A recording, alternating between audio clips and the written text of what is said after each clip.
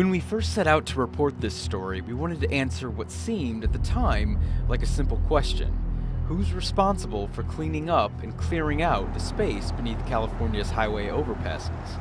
If you've driven downtown, you've seen it. Shopping carts stuffed to the metal gills, shoddy tents, sleeping bags, mounds of junk, or at least that's what it looks like from the comfort of your car. But take a walk along the railroad tracks underneath Interstate 80, and you'll see that junk actually belongs to someone, to people like Daria Rutger, who calls the space home. I've been down here since October 2nd, 2016. It's extremely hard down here.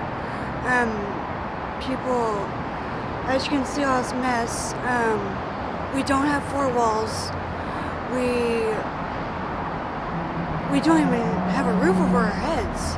Since many of these homeless encampments fall on state property, it's up to Caltrans maintenance crews to make sure they're kept clear. The ongoing issue that our maintenance folks and cleanup folks have to deal with are these large homeless encampments, and you typically see them along Interstate 80 or Highway 160, closer to the downtown areas. Over the past 5 years, officials say the cost of clearing out these encampments has increased exponentially. The state spent $7.5 million in fiscal year 2015-2016 cleaning up the state's homeless population from under its highway overpasses, which is twice as much as it did 2 years prior. In some of these cleanup areas, what we're talking about, what's needed is hazmat cleanup, because they have to deal with hypodermic needles being recovered. They also have to deal with cleanup of human waste and feces and that type of stuff. And so our guys have to get completely covered up in trying to do this type of cleanup.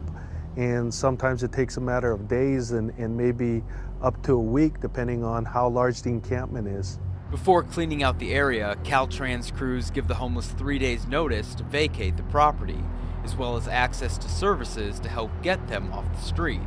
If any belongings are left behind, Caltrans is responsible for storing the possessions for 90 days, so that the homeless have a chance to collect their things.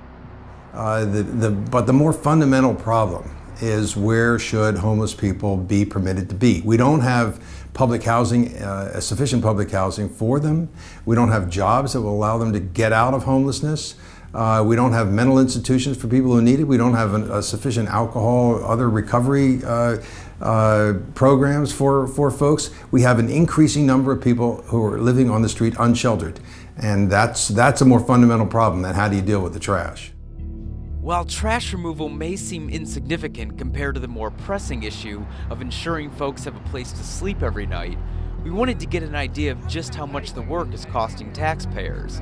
Officials said they shelled out at least $3,000 for a recent cleanup job in Sacramento and have spent nearly $20 million clearing out encampments statewide. A lot of the working people are sick and tired of the homeless being like this messy. But if someone could just give us a chance, like saying me, if you gave me a home, I would get off drugs. I would get off drugs so fast.